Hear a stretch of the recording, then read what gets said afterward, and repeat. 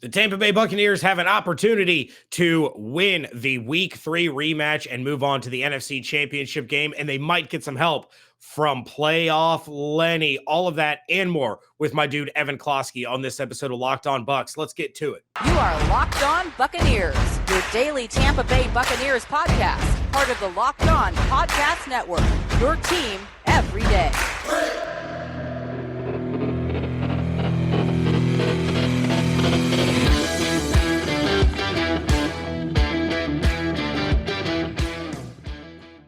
What's up, and welcome to the Locked On Bucs podcast. I am James Yarko, joined as I am every Wednesday by my guy Evan Closky from WTSP 10 Tampa Bay. You can check out everything I'm doing over at BucsNation.com. Make sure you're following along on Twitter at Locked On Bucs, at JYarko_Bucs, at eClosky WTSP, and at Bucs_Nation. We'd like to thank you for making Locked On Bucs your first listen or first watch every day, and thank you to David for holding it down while I was gone. The hockey tournament did not go the way we were all hoping, but back here talking Buccaneers and Rams. I didn't get to talk about any of this stuff. I didn't get to talk about the Eagles game.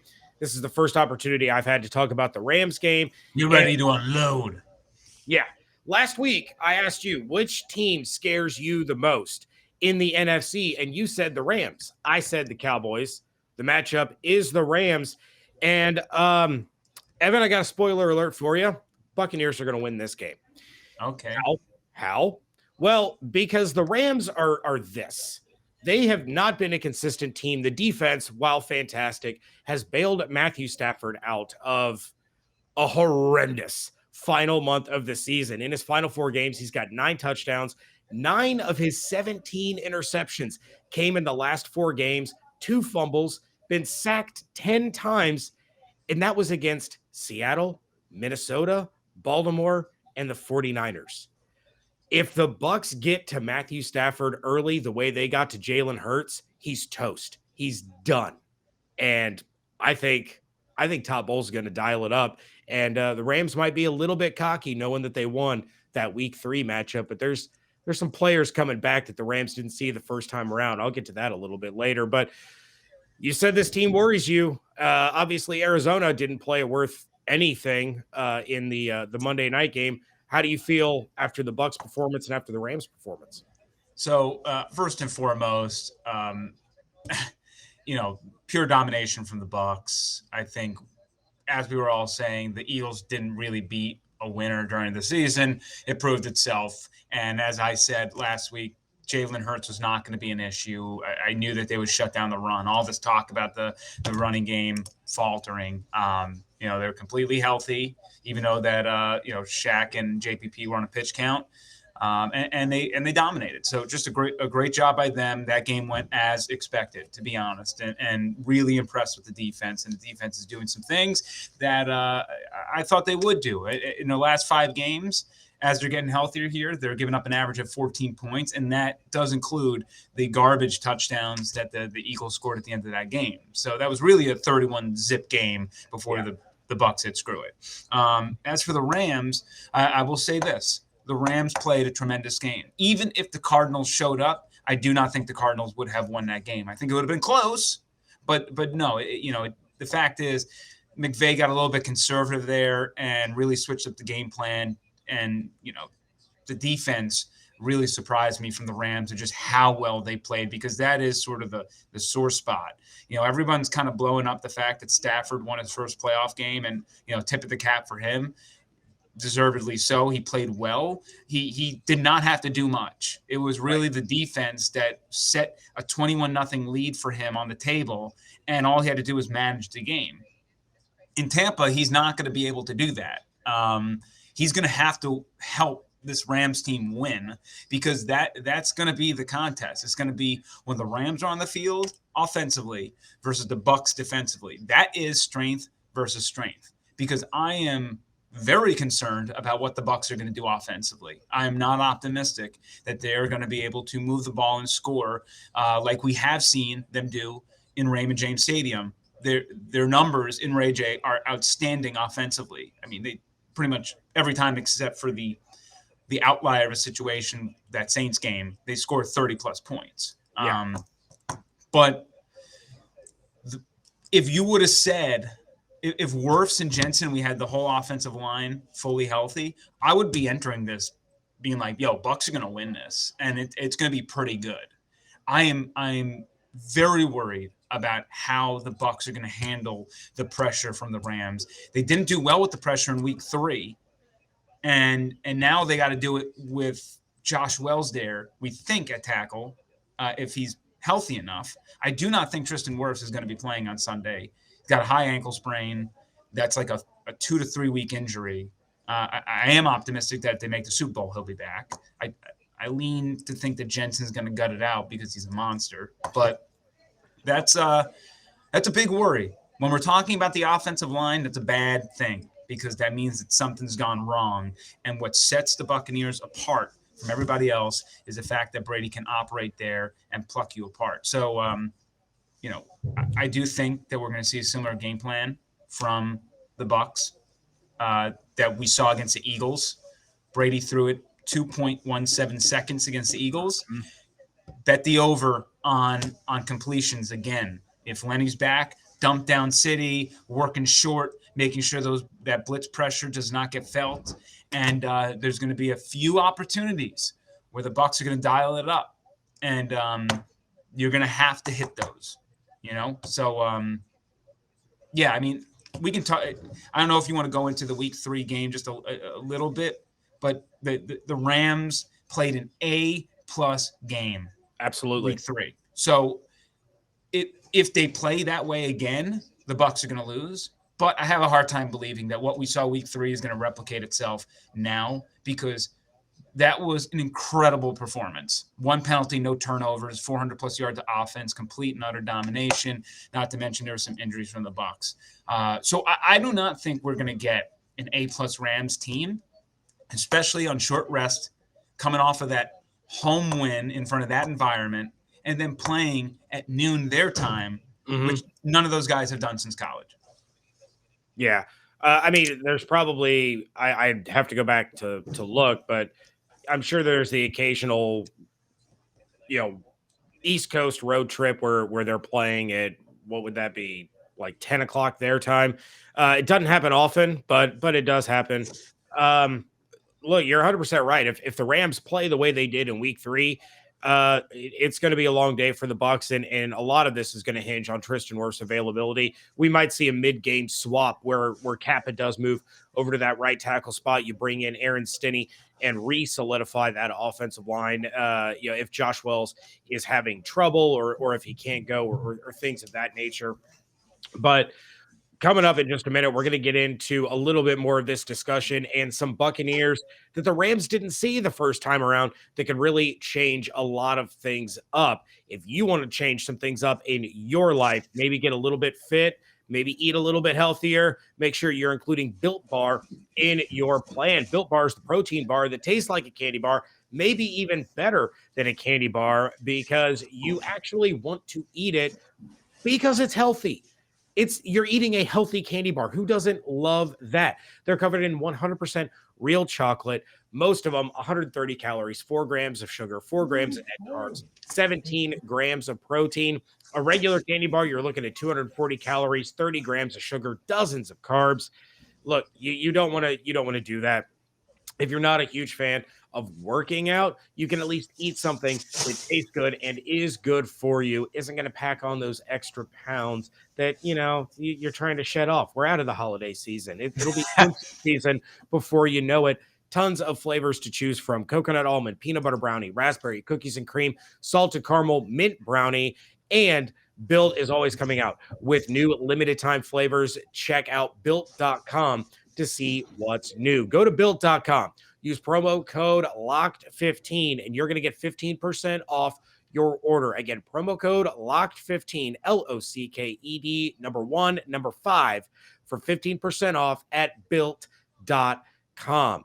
Evan, we got a voicemail that we're going to play from our guy Darren from Colorado Springs. Hey there, David James. This is Darren from Colorado Springs, Colorado. And I was just calling in pretty much to commend Tristan Wirfs for the incredible effort he put in, even after being injured, which you typically shouldn't do. But, for a rookie, man, just such an incredible pickup. And got to commend Jason Light as well for, picking up Tristan. But I also had something funny to share with you. First part of this is credit to Gridiron Heights, but the second part of the song I kind of wrote myself. This should get everyone pumped up for the Rams game.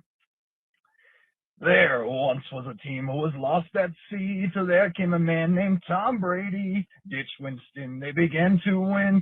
Throw less picks, Tom, throw.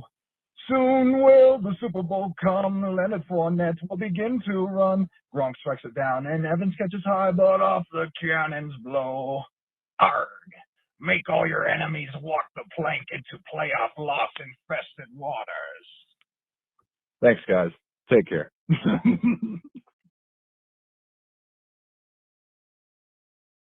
Segment 2 here of the Locked On Bucs podcast. Thank you for making Locked On Bucs your first listen or first watch every day.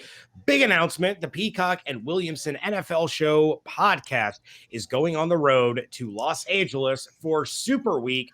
Follow the Peacock and Williamson NFL Show today and get the most comprehensive coverage of the big game. It is also free and available on all platforms. Shout out Darren from Colorado Springs with the serenading of us on this WTSP Wednesday episode. Evan, that was fantastic. We need more. I appreciate the effort, the Wirfs and the lyrics marrying each other with putting in the 110%. People live this life giving a hundo, 90, 80, that 110. Absolutely. Speaking of giving all that effort, there was a tweet that generated some buzz, Evan, from a guy that's been giving quite a bit of effort trying to get back on the field. And we're talking about playoff Lenny. I'm really disappointed I didn't get to use the Hurricane Lenny moniker that I thought I was going to get to on Sunday. But we could have playoff Lenny back this week against the Los Angeles Rams. Leonard Fournette, birthday boy, tweeted out, appreciate all the birthday love. Man, only if y'all knew the roads I had to take to get here. All the people I lost in my life that can't experience everything with me. Thank y'all. And I will see you guys Sunday. Right out of the I'll see you guys Sunday. So there is a 5% chance that he is going to see a guy named Guy on Sunday and actually not be headed to the game. Or maybe he's seeing Free Guy, the movie with Ryan Reynolds. My children have been asking to watch that. I haven't. That's very possible. But yeah. Lenny, is he back? And what would the importance to this offense be if Leonard Fournette is back there behind Tom Brady against the Rams? I mean, assuming that he's Leonard Fournette that he was before the injury, obviously that'd be a huge help. I mean, I'm a little bit clouded right now because the combination of Giovanni Bernard and Keyshawn Vaughn, what was Leonard Fournette that was going to do much better than that duo? Like 145 yards, 2 tutties. I mean, combined when you factor in the rushing and the receiving. That was it. That was Leonard Fournette out there just in 2 different bodies. So obviously it provides you a better back, more stable player. We know what Leonard Fournette brings to the table. We don't necessarily know what Keyshawn Vaughn is going to do in the big moment against LA Rams in a playoffs game.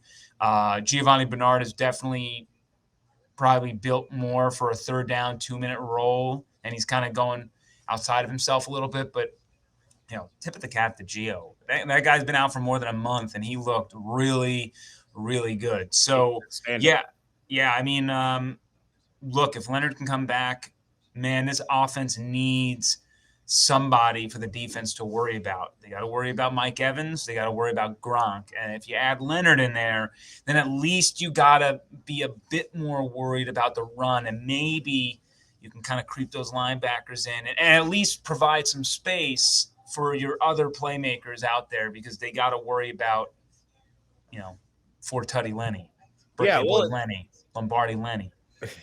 Lenny.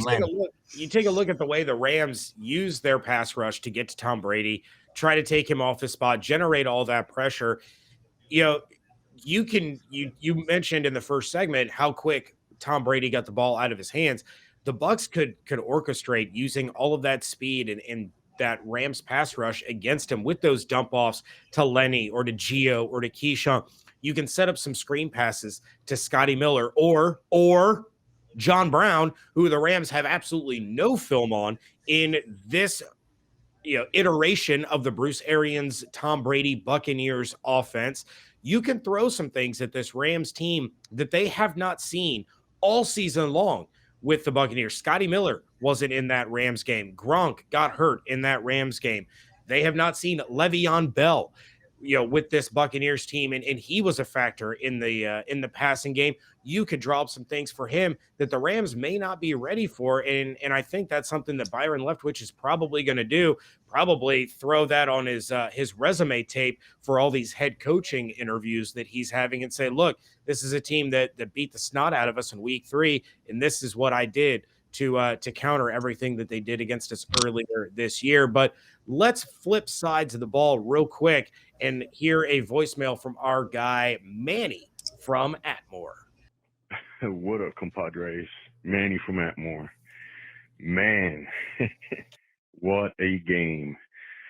Monday morning, it feels fantastic just to have waken up from a game like that. How we played, no disrespect to nobody, man, but does it feel like we can just throw some cheerleaders to play with Tom and the offensive linemen and that in our defense the way they play today? We can pretty much take on anybody, man. Again, the depth and the players and the missing people and all of this, my gosh, man, how do we do that, bro? How is it that we playoff time just like last year?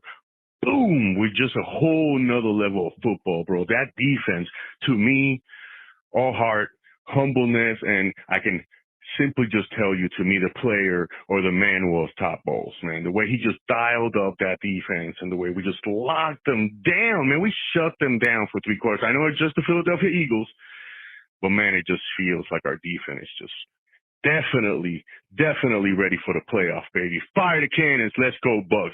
Manny, thank you very much for the call. Much appreciated. Evan, real quick, before we move on to your predictions here in the next segment, let's talk about this defense. And let's talk about this defense a little bit more specifically that faced a Rams team that, as you accurately put it, had an A-plus game when they met earlier in the year. That was a Bucs defense that lost Jamel Dean in the first quarter. They didn't have Sean Murphy-Bunting. They didn't have Jason Pierre-Paul. And this Todd Bowles Buccaneers playoff defense in their 5 games, 12 takeaways, 12 sacks, 18.6 points per game allowed. They took it up a whole different level compared to what we saw down the stretch of the regular season. It's like they flipped a switch.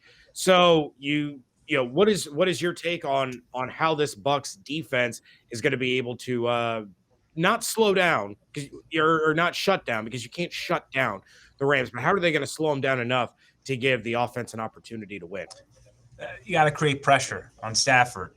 First and foremost, Manny, my guy, thank you for calling in. I just want to mention, don't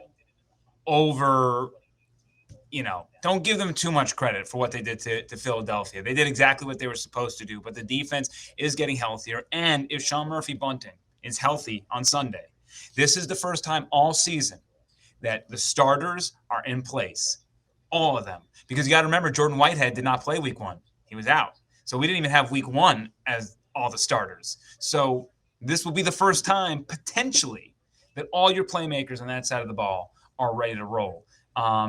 And yeah, I mean, you talked about it.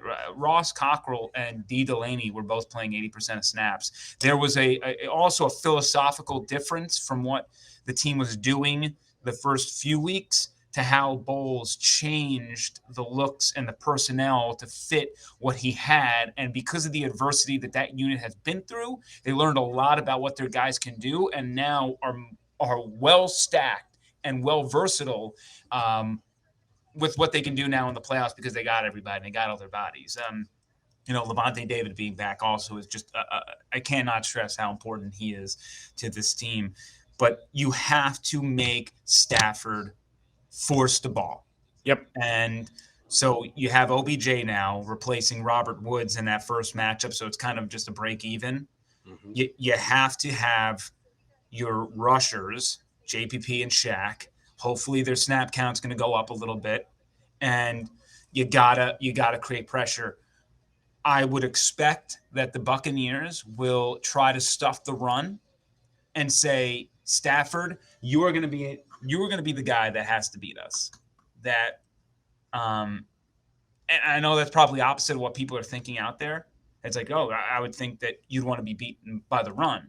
But no, if Stafford doesn't have the safety valve that his running backs were giving him against Arizona, where he's got the option to really alleviate the burden of him making every decision, and that they can just chunk the ball down the field, and you have to start worrying about the running more. Once you kind of eliminate that, you get to do what this Bucs team did against teams like the Colts, where they just abandon it completely, make them one-dimensional, and then capitalize on turnovers. Because I know that Colts game wasn't the prettiest, but what happened? Tons of turnovers. Why did those turnovers happen? The Colts were predictable. They forced Carson Wentz to throw the ball. And though Wentz beat them in the first half for a good chunk of time, eventually Wentz made those mistakes. The team made those mistakes. So that you have to be opportunistic. And the fact is, as you mentioned in the very first block that we had, Stafford is prone to making dumb mistakes. The difference between Stafford and Brady, I guarantee you, with Brady and what this team has offensively, he is going to enter the matchup saying, I will not turn the ball over. I will go 3 and out before I turn the ball over to this Rams team. I'm going to make them run down the field on our defense, which is why I am really expecting a grinded out type of game, and why I believe this game will be decided with the Rams offense versus the Bucs defense, because the Bucs defense is going to have to help the offense cut the field in half and really allow them to kind of get into that rhythm, because I do not believe the Bucs offense is going to be able to drive down the field 80 yards, 90 yards against this Rams defense. And if they do that, it's going to take a ton of time. It's going to be milk and clock and working, death by paper cuts. Yeah. And maybe that's exactly what they need to do to win this game. The early line for this one is the Bucs -3, getting that home field advantage, that long flight from Los Angeles to Tampa on a short week. And if you're confident the Bucs are going to cover that, of course, you need to head over to our friends at BetOnline. They would like to wish you a happy new betting year as they continue our march to the playoffs and beyond. BetOnline remains the #1 spot for all the best sports wagering action for 2022. New year and a new updated desktop and mobile website. Sign up today and receive your 50% welcome bonus on your first deposit with promo code Locked On. From football, basketball, hockey, boxing, and UFC, right down to your favorite Vegas casino games. Don't wait to take advantage of all the amazing offers available for 2022. BetOnline is the fastest and easiest way to wager on all your favorite sports. BetOnline, where it starts. We are going to hit the voicemail line one more time before we head over to segment 3 and hear from our buddy Mad Dog. Hey, gents, this is Mad Dog from St. Creaturesburg. Hey, it looks like our next opponent's going to be LA. My keys are on offense. I'm not too worried with the injuries to Jensen and Wirfs.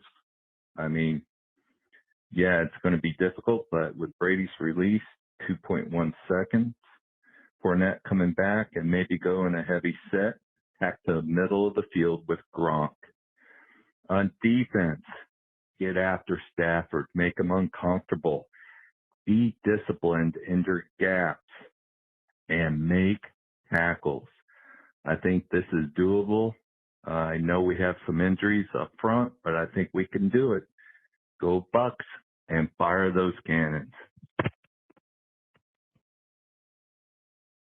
Wrapping things up here on a WTSP Wednesday edition of the Locked On Bucs podcast. James Yarko, Evan Closky on Twitter at JYarko_Bucs, at eClosky, WTSP. And it is that time. It is prediction time, Evan. And let me just say, I'm very disappointed in my Bucs Nation brethren. 7 of us make these picks every single week. 4 of the members of Bucs Nation have picked the Rams to win this game. And it hurts my soul. So now I'm worried about what you're going to do. Because you said that this was the matchup you feared. You picked the Rams in week 3. What do we got? We'll save the score for last, as we always do. Let's start with the predicted player of the game. Who is going to really help out this Buccaneers squad against Los Angeles on Sunday? So the Buccaneers player of the game, I got Shaq Barrett. I think we got a little taste of Shaq in a big stage with that interception last week. I think that he is going to shine big time, and they're going to need him. I think he's a dude that might get a couple sacks, also get some hurries involved in there. I think that Shaq Barrett is going to step up to the plate, and he is going to be a force, which will certainly help the rest of the defense take care of business as Stafford gets a little unsettled.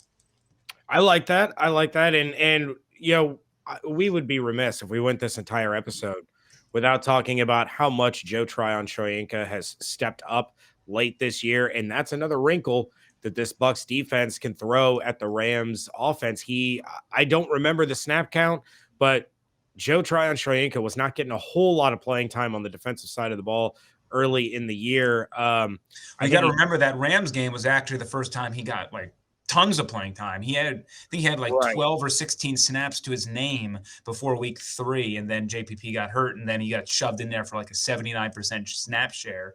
And it was and he was exposed a little bit because, as we know, he can get after the quarterback. It's just sometimes that eagerness hurts you in the running game, and it leaves holes there. So, well, and maybe I'm not remembering correctly. My plan is to rewatch that game today as people are listening to this. But it seemed like he shared a lot of time with Anthony Nelson on the edge in that one. Nelson did get some time in that game too.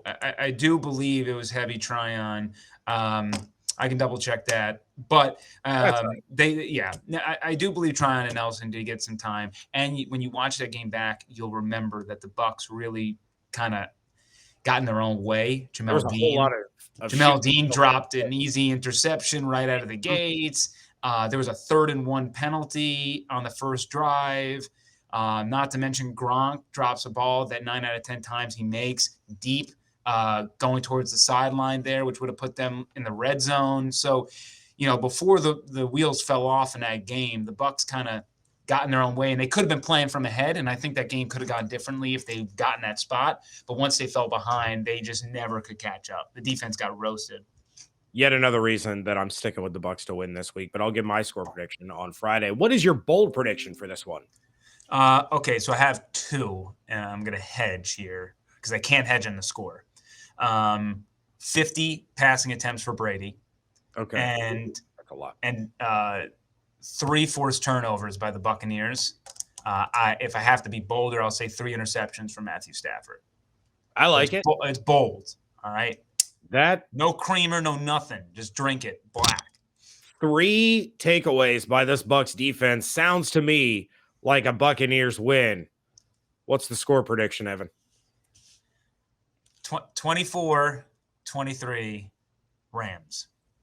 You're killing me, Smalls. I'm really divided on this game. And I swear if Tristan Wirfs was not hurt, I would be for sure on the Buccaneers. It really worries me. I do not think they're going to be able to move the ball offensively. I think offensively they are going to be stagnant. Now, I do think defensively they are going to force turnovers. But where are those turnovers happening? Are they going to be happening deep in Rams territory, or are they going to be forcing, are they still going to have to drive the lane to the field, and then they end up punting and playing this sort of back and forth game? I think this is going to be a tremendous contest. And I think that the defense has to win it. I do not believe we're going to see a great performance from Brady in the offense. I think we're going to see a very safe performance from Brady in the offense. I think they know they're going to have to get through this game with their defense and trust them.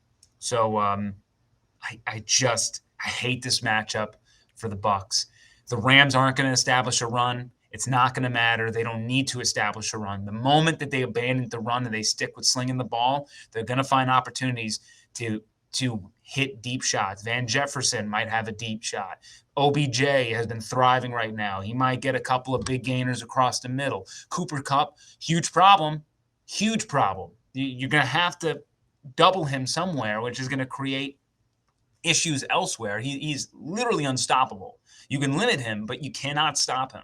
So it's going to be a war. And I think it's just going to come down to, if the Bucs do pull out the win, it's going to come down to turnover differential and the defense. I'm telling you right now, do not go into this expecting the offense to win this game. And if they do, I'll eat my words. But I will be shocked if the Bucs run up the score offensively and have more than one drive of 75 yards for a tutty. I'll give them one. I don't think they're going to get more than that. It's definitely going to be a battle, but it might end up being the game of the weekend. A lot of people are saying that'll be Chiefs Bills. I think the Bills can blow the Chiefs out. Not quite as bad as they blow out the Patriots, but I think that game could turn ugly in a hurry. I think the Bucs Rams is going to end up being the game of the weekend. So with that, Evan, we are out of here. Thank you to everyone for making today's episode of the Locked On Bucs podcast your first listen or first watch every day. Now make your second listen the Locked On Bets podcast, your daily one-stop shop for all your gambling needs. Locked On Bets, hosted by your boy Q, with expert analysis and insight from Lee Sterling. It is free and available on all platforms. David will be back tomorrow for Crossover Thursday before he and I finally get together this week to do our final preview of the Bucs and Rams this Friday. But Evan, where can people find the best pregame show in the business? You can go watch the Blitz on 10 Tampa Bay. Remember, it's at 8:30 in the morning now, and we're gonna have a fun episode where we get you prepared for this battle. Obviously, I'm going to be getting a lot of hate mail for going Rams, and you know what? Hopefully I'm wrong, and you guys can throw it in my face. All right, so I know what I'm getting myself into, and we'll see what happens. But again, the Blitz, 8:30, 10 Tampa Bay, 8:30 in the morning.